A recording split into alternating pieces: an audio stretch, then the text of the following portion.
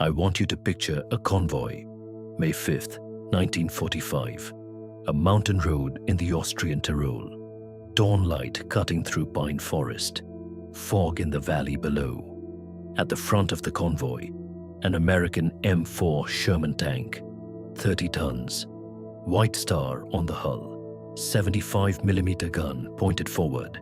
Behind it, American jeeps and half-tracks, soldiers in olive drab, helmets, rifles, the equipment of the United States Army, and behind them, German vehicles, Wehrmacht soldiers in field gray, German rifles, German rank insignia on their collars. They are not shooting at each other. They are driving in the same direction, at the same speed, toward the same objective. This is the strangest convoy assembled in the entire Second World War.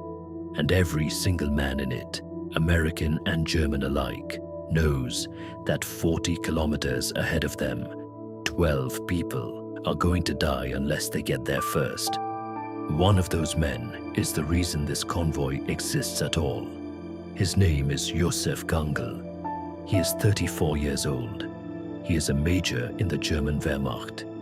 He is also, and has been for 18 months, an agent of the Austrian resistance.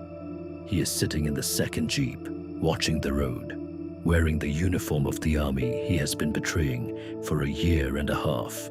If an SS patrol stops this convoy before it reaches the castle, Gangl will be recognized and shot as a traitor. He knows this. He is driving anyway, because the alternative is doing nothing. And doing nothing is the one thing Josef Gangl has not been able to do since the Eastern Front showed him what his country had become. This is his story, and the story of the castle, and the story of the most impossible battle of the last week of the most destructive war in human history. Hold this image: a German officer in a Wehrmacht uniform, sitting in an American jeep, driving toward a medieval castle to rescue the prisoners of his own government. We will come back to it. First, let me tell you what was waiting for him inside those walls. Schloss Itter, a medieval castle in the Austrian Tyrol, built in the 12th century on a rocky outcrop above a river valley. Stone walls 3 feet thick, a single road leading up to the gate, towers at the corners, a drawbridge still functional. In 1943, the SS converted it into a prison, not for ordinary prisoners. The SS had ordinary prisons for ordinary prisoners. Schloss Itter was built for a very specific category of person, someone too important to execute quietly, too dangerous to release, too politically significant to hold in a standard facility where their presence might become known to the wrong people. I want you to understand who was inside this castle. Paul Reynaud, 66 years old, former Prime Minister of France, the man who refused to sign the armistice in June of 1940, who wanted to keep fighting from North Africa, who was voted down by his own cabinet and replaced by a man who surrendered immediately. He has been a German prisoner since September of 1940, 5 years in various facilities, and he has spent every single day of those 5 years maintaining with total consistency that he was right about everything. Edouard Daladier, former Prime Minister of France, the man who flew to Munich in September of 1938 and signed the agreement that gave Hitler the Sudetenland. When his plane landed back in Paris, the crowds were cheering. He turned to the man beside him and said, "The fools, they think they are celebrating peace." He has been sitting at the opposite end of the dining table from Reynaud for 14 months. They have not spoken voluntarily since February. 2 former prime ministers of France, 1 medieval castle, 12 feet of dining table between them every single morning. General Maxime Weygand, 77 years old. Supreme Commander of French forces in June of 1940. the man who stood in front of the cabinet and told them the army had nothing left, that continued resistance was not courage. It was theater. He was right about the military situation. He has been sitting with that fact for 5 years. Jean Barotra, 47 years old. He won Wimbledon twice. He won the French Open 3 times. He has escaped from this castle twice in 3 years, been caught both times, and treated each recapture as a data collection exercise. He mapped the guard rotations. He counted the seconds it took a sentry to cross from the East Tower to the gate and back. He noted which guards were attentive and which were not. He has been building a picture of this castle for 3 years. He does not yet know what he is going to do with it. Marie-Agnès Callot, mid-50s. She is here because she is the sister of Charles de Gaulle, the man whose name means something to every Allied soldier on the continent. The Germans took her in 1943 as potential leverage. What they got for their trouble was a woman who treated captivity as a logistical inconvenience rather than a psychological catastrophe. She is the person in this castle that everyone talks to. The former prime ministers, who will not talk to each other, talk to her. She listens without keeping score. In a building full of people who have spent their entire careers keeping score, this is an ability so rare it reads as almost supernatural. These are the people inside Schloss Itter on the morning of April 30th, 1945. And something has just happened that changes everything. April 30th, 1945. Before sunrise, a car leaves Schloss Itter in the dark. The driver is SS Hauptsturmführer Sebastian Wimmer, the castle commander. He does not leave a note. He does not brief anyone. He does not issue final orders to the soldiers he commands. He gets in the car with 3 of his men, drives down the single mountain road in the dark, headlights cutting through black alpine forest, and he does not look back. By the time the prisoners come down for breakfast, Wimmer is already 40 kilometers away and accelerating. They notice it immediately. Not the absence of Wimmer specifically. They notice the silence, the specific quality of silence that exists in a building where the people in charge have started to wonder if they still are. Fewer uniforms in the corridor than yesterday. 1 guard post on the south wall instead of 2. The kitchen staff, moving with a particular kind of nervous energy. Jean Barotra does not sit down for breakfast. He goes to the window. He counts. The news arrives at noon, passed through the Austrian kitchen staff in whispers. Adolf Hitler is dead. He shot himself in a bunker in Berlin sometime in the previous 24 hours. The Third Reich, which was supposed to last 1,000 years, has lasted 12. Paul Reynaud stands up when he hears it. The standing is a reflex, the kind of thing the body does before the mind catches up. He has been a prisoner for 5 years. He has been right about everything for 5 years. And now, the man whose existence justified his imprisonment is dead. He stands up, and then, before he says a single word, his face does something that everyone in the room will remember. It does not celebrate.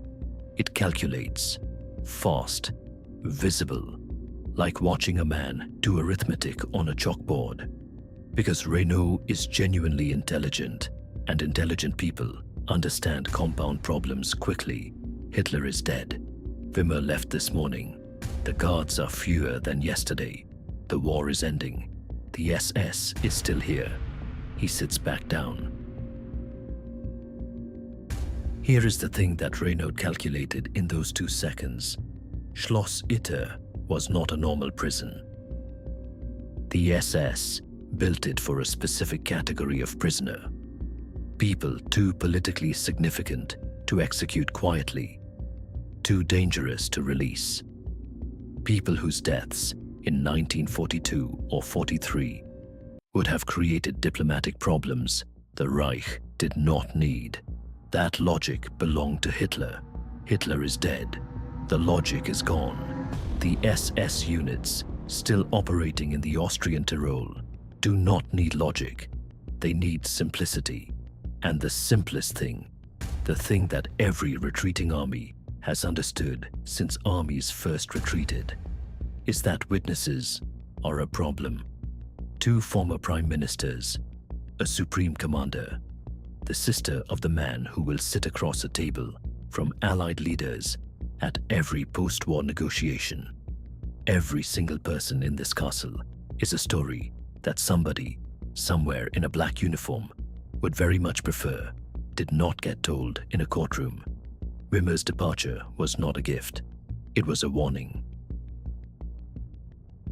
40 kilometers to the northwest, on a road that still officially belongs to the German military, a Wehrmacht major named Josef Gangl is making a decision.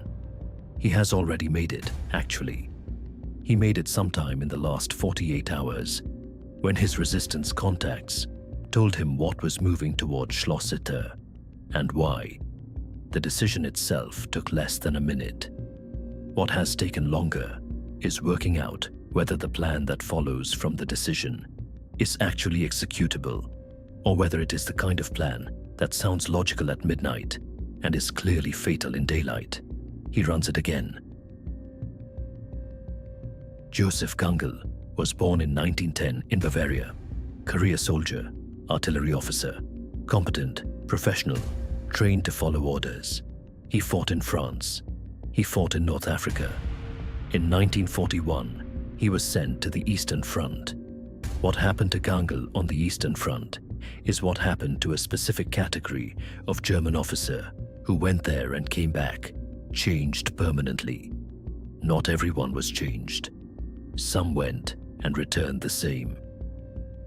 But there was a category of soldier who arrived and saw, within the first weeks, that this was not the same war as France or North Africa.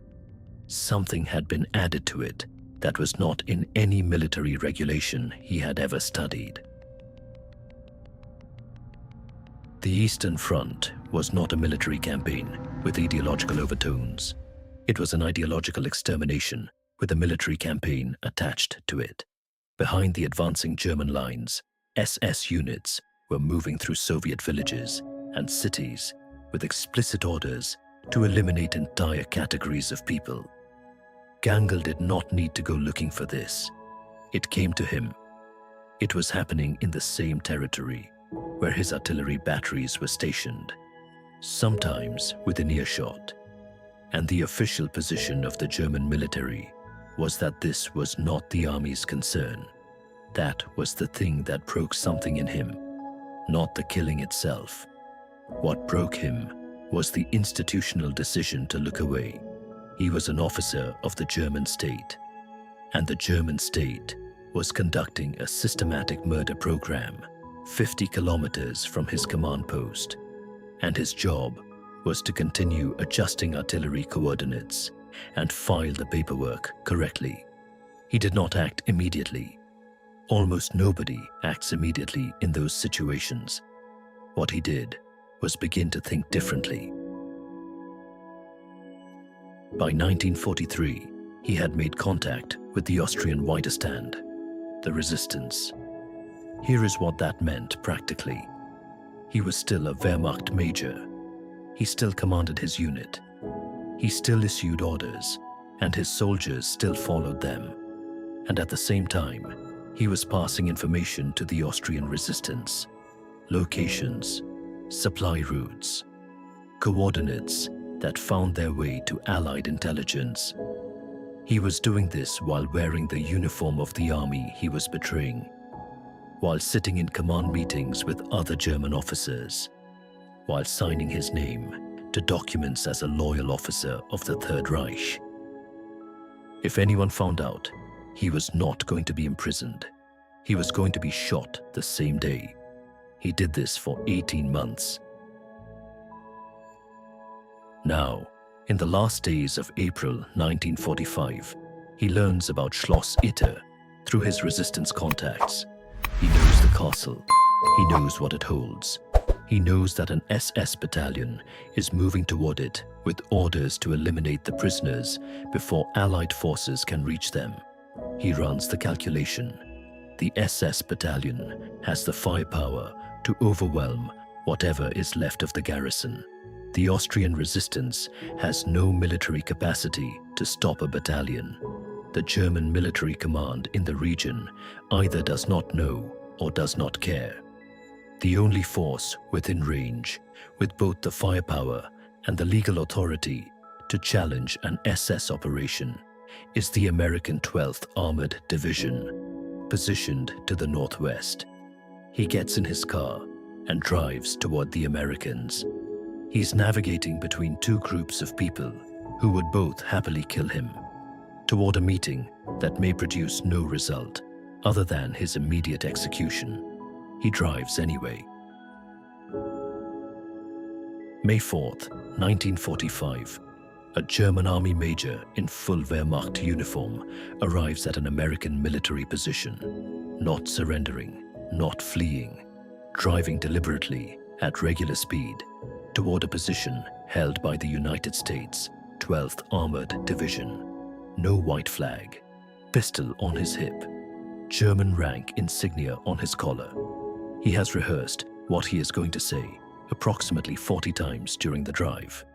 Every time he runs through it, it sounds like something a man says right before he gets shot. Captain John Lee Jr. is 30 years old. He commands a task force of the 12th Armored Division. He has been told through Austrian resistance intermediaries that a German officer is coming, and what this German officer wants to say. He comes outside. He looks at Gangl. Gangl lays it out. The castle, the prisoners, the SS battalion and its timeline, the number of people inside, and the number of guards left to protect them, his own position in the resistance. He is a German officer asking American soldiers to fight alongside German soldiers under his local guidance against other German soldiers to rescue French civilians imprisoned by the SS in a medieval Austrian castle. There is no protocol for this. There is no chapter in any military manual that covers this situation. Lee listens to all of it without interrupting. When Gangl finishes, Lee asks one question. "How many men do you have?" Gangl tells him. "Roughly 20.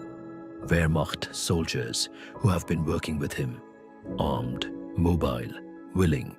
Lee looks at him for a moment. He turns around and goes back inside.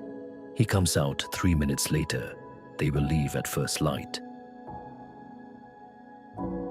Lee has not asked for permission.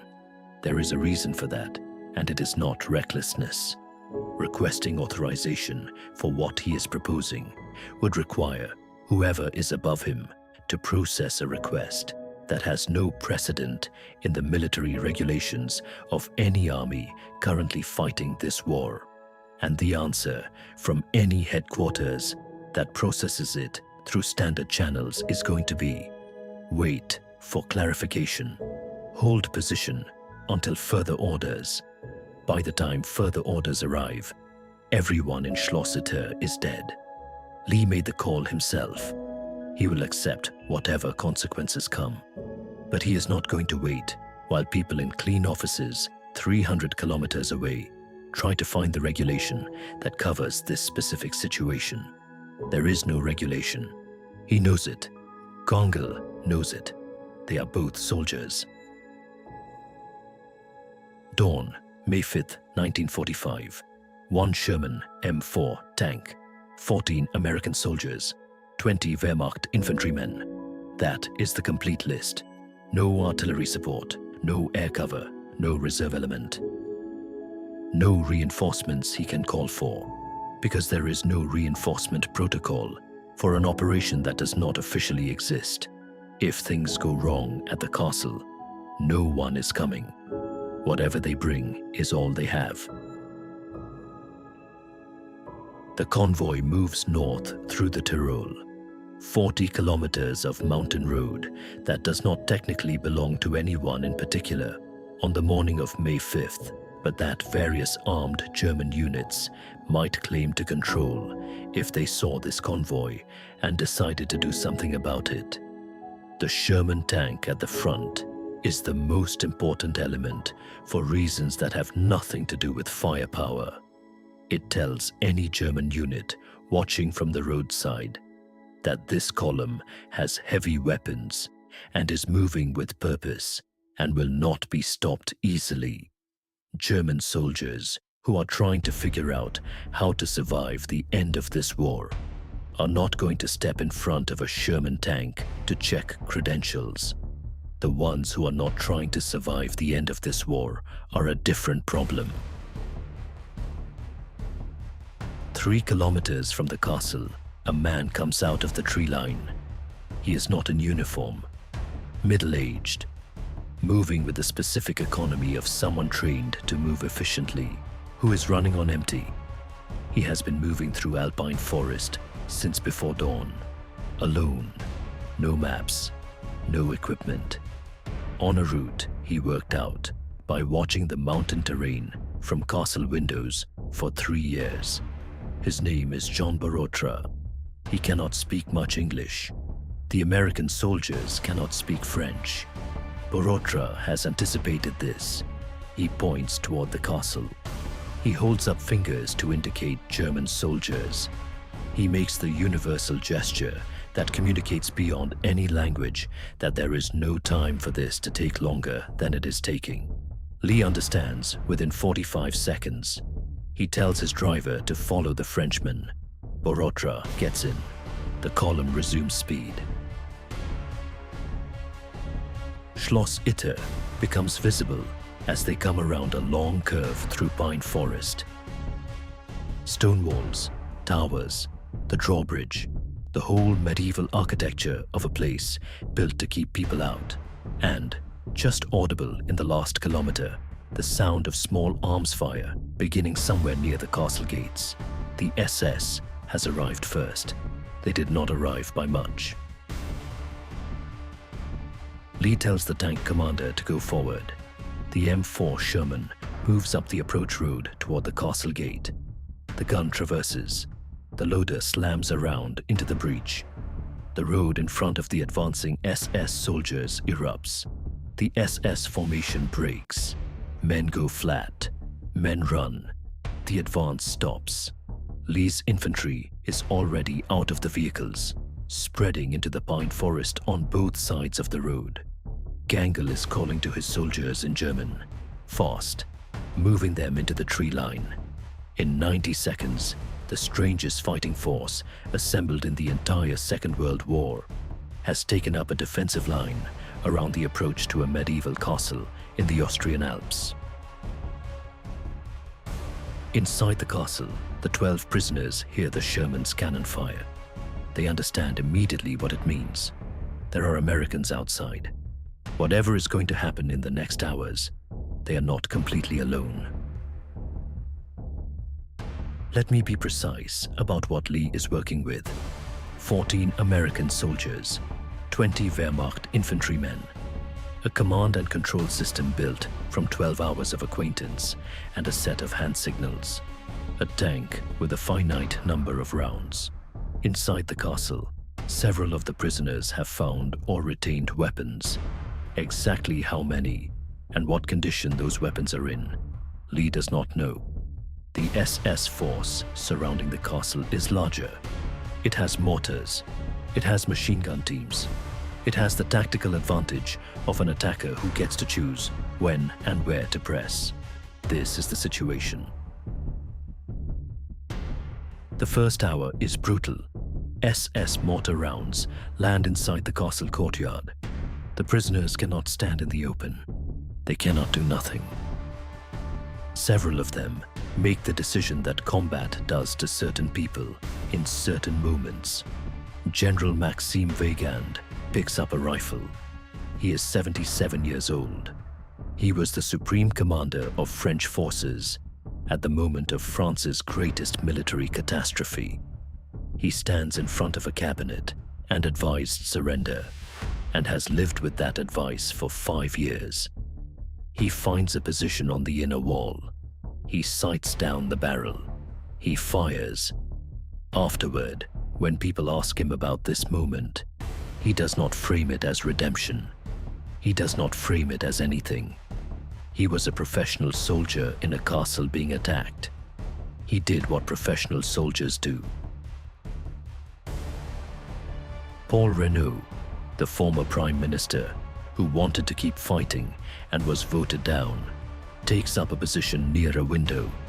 He is not particularly trained for this. He is also not leaving the window. Jean Borotra, who knows this castle better than any person alive, begins moving between positions. He knows every sightline. He knows where the walls are thickest.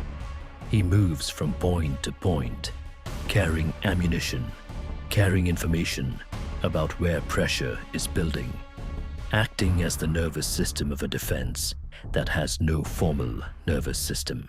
The former prime ministers of France, a supreme commander who advised surrender, a tennis champion who escaped twice and came back to fight, fighting an SS battalion from a medieval castle, alongside American soldiers and Wehrmacht infantry.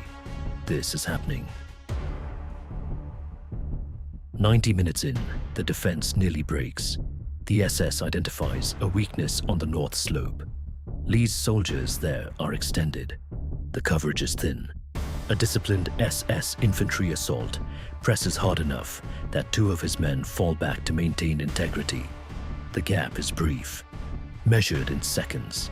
But in those seconds, the SS has a line of advance that the Sherman cannot cover and that Lee's infantry cannot seal fast enough. Gangl sees it. He takes his men at a run through the castle courtyard, out a side access, into the forest on the north slope. He is a Wehrmacht major in a German uniform, charging at SS soldiers. The SS soldiers will not process his uniform as friendly before they start shooting. The only thing working in his favor is speed. If he gets there fast enough and hard enough, the SS will react to the attack before they identify the source. He gets there fast enough. The SS probe collapses. The gap closes. Lee's line holds. The crisis passes in under 4 minutes. The cost will come later. The Sherman's ammunition is running low. This is the mathematical problem that cannot be solved by any amount of courage or leadership. A 75mm gun has a finite number of rounds, and the rate of fire required to keep the approach road closed has burned through most of them. Lee radios his division. His communication is brief. His position, his situation, what he needs, reinforcements, armor, ammunition, now. What he does not say, because there is no point in saying it, is that he has been holding this position for over 90 minutes with 14 men, 20 Wehrmacht soldiers, a collection of French politicians with rifles, and 1 tank. And the gate is still closed, and the SS has not broken through. 2 hours and 20 minutes into the battle, a sniper finds the range of the upper courtyard. Paul Reynaud has climbed down from his window position to reload. He crosses from one point of cover to another. He is momentarily in the open. The shot is aimed at him. Josef Gangl is standing 3 feet away. What happens in the next fraction of a second is not a decision in any processed, rational sense. There is not enough time for a decision. What happens is faster than thought. Gangl moves. He puts himself between the sniper's line of fire and Reynaud. The bullet hits Gangl. He is dead before he reaches the ground. Paul Reynaud looks at the man lying in the courtyard, a German army officer in a Wehrmacht uniform. A man he has known for 36 hours. A man who drove to the Americans and proposed the impossible. Who brought the tank to the gate. Who sealed the gap on the north slope. Who spent 18 months actively working to undermine the government whose uniform he wore. The shooting around the castle does not stop. There is no moment of cinematic silence. The battle is still happening. This is war, which does not pause. Reynaud finds cover. He keeps fighting. 3 hours and 10 minutes into the battle, the first element of the 12th Armored Division comes up the mountain road. Not one tank, a column, proper armor, proper infantry. The weight of the American army, organized and moving with purpose. The SS commander watches this arrive. He has been assaulting a defended position for 3 hours. He has not gotten through the gate. He has taken casualties from a force that, on paper, should not have been able to hold him. And now, American armor is arriving in force. He begins withdrawing. This is not courage leaving him. This is arithmetic arriving. The mission to execute the prisoners is no longer executable. The witnesses he was sent to silence are alive and defended, and backed by a column that will not be moved. The SS pulls back into the forest. They do not surrender. They disappear into the mountains. The shooting stops. The silence arrives slowly, the way silence does when the ears have been full of noise for hours. Inside the castle, the prisoners emerge from their positions. The American soldiers come back from the woods on the slopes. Gangl's Wehrmacht soldiers stand in the courtyard and do not know exactly what to do with their weapons. Lee walks through the castle, counting people, counting casualties, assessing what just happened. One man is dead on the defending side, Josef Gangl, German army major, 34 years old, resistance operative, the man who drove to the Americans with a plan that had 11 ways to go wrong. He was right about the plan. He was wrong about making it out. The prisoners of Schloss Itter were liberated on May 5th, 1945. The war in Europe ended 3 days later, May 8th, Victory in Europe Day. The battle at the castle was so strange, so improbable, so outside every framework anyone had for what the Second World War was supposed to look like, that it took decades for people to fully process what had happened there. American soldiers and German soldiers fighting on the same side. The last battle of the European War fought not between Allies and Axis, but between a combined force and a fanatical remnant that refused to accept that the war was already over. Paul Reynaud went home to France. He was right. He had always been right. And France, in 1945, was a country that needed to believe that the people who had tried to keep fighting were more right than the people who had not. He returned to politics. He served in the French government again. He was, in the end, vindicated by history in every respect, except the one that had mattered most in June of 1940. He had not been able to convince the people around him in time. Édouard Daladier went home to France. He served in the French National Assembly for another 2 decades. He never publicly changed his position on Munich. He never stopped believing that he had done what the situation required. He and Reynaud never spoke of what had happened between them in the castle.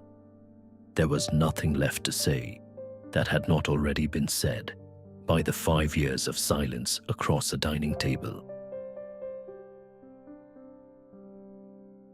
General Weygand, the man who had advised surrender, who had been carrying that advice for 5 years, went home. He faced legal proceedings in post-war France. The question of what he had done and whether it had been right was argued in courts and in history books for decades. He never stopped believing he had told the cabinet the truth about the military situation. He was right about that. Whether truth in that moment was the right thing to give them is a question that does not have a clean answer. It never did. Jean Barotra, the tennis champion who escaped twice and came back, who mapped the castle for 3 years, who walked out through alpine forest alone and put himself on a road to meet a column he had no reason to know was coming, went home. He lived to be 95 years old. He never stopped talking about the battle. He talked about it the way people talk about the thing that was the most alive they have ever been. Captain John Lee Jr. went home to America. He was never court-martialed for acting without orders. His superiors, reviewing what he had accomplished with 14 men, 20 Wehrmacht soldiers, and 1 tank, apparently decided that the outcome made the question of authorization academic. He did not talk about it much. When he did, he described it the way soldiers tend to describe things they did under pressure. That turned out to work. He said, "We had to get there before the other people did, so we went." Josef Gangl did not go home. He is buried in Würgl, Austria. His grave marker identifies him as a Wehrmacht major and a resistance fighter, which is a combination of words that would have been a death sentence for him in the years when both things were simultaneously true. In Austria, he is remembered. There are streets named for him, schools, a barracks. He was 34 years old. He had been making the impossible calculation for 18 months. He made it one last time in a castle courtyard, and he made it correctly, and it cost him everything. I want to go back to the convoy, May 5th, 1945, dawn. An American M4 Sherman leading a column of American and German vehicles up a mountain road in the Austrian Tyrol. I told you at the beginning to hold that image. A German officer in a Wehrmacht uniform, sitting in an American jeep, driving toward a medieval castle to rescue the prisoners of his own government. Here is what that image actually is. It is not a story about an exception to the war. It is not a story about one good man in a bad army, or the complexity of human nature under extreme circumstances, or any of the other frameworks we reach for when we want to make impossible things feel explicable. It is a story about a calculation. Josef Gangl looked at what was happening 50 kilometers from his command post, and he asked himself a question that most people in his position did not ask, because the asking was itself dangerous. He asked, "Is this the Germany I am fighting for?" The answer took him a while. It took the Eastern Front and 18 months of resistance work and a drive toward American lines with a pistol on his hip and a proposal that had 11 ways to go wrong, but he arrived at the answer. Captain John Lee Jr. looked at a German officer in an enemy uniform and asked himself a different version of the same question. He asked, "Is this a man I can trust?" He had 3 minutes to decide. He came out the second time and said, "We leave at first light." He did not wait for permission, because permission would have arrived too late. He trusted his own judgment about another human being in the middle of a war, about an enemy officer. He was right. The 12 prisoners in Schloss Itter were not passive. They picked up weapons. They took positions. They fought. General Wehrmacht, the man whose advice to surrender had defined the worst moment in French history, was firing a rifle from a castle wall at 77 years old. Paul Reynaud, who had wanted to keep fighting in 1940 and had been voted down, kept fighting in 1945 from a window with a weapon he was not particularly trained to use. They were not fighting because the situation required it. They were fighting because after 5 years of captivity, after 5 years of being held by the logic that they were too important to kill and too dangerous to release, the logic was gone and they were still there, and the choice was clear. Josef Gangl died saving Paul Reynaud. A German officer died saving a French prime minister. In the last hours of a 6-year war that had been premised on the idea that certain people were enemies by nature, by blood, by the logic of history, a German officer stepped in front of a bullet for a French politician he had known for 36 hours. He did not do it because he had calculated that Reynaud's survival was strategically necessary. He did not do it because he had processed the moral implications and reached a conclusion.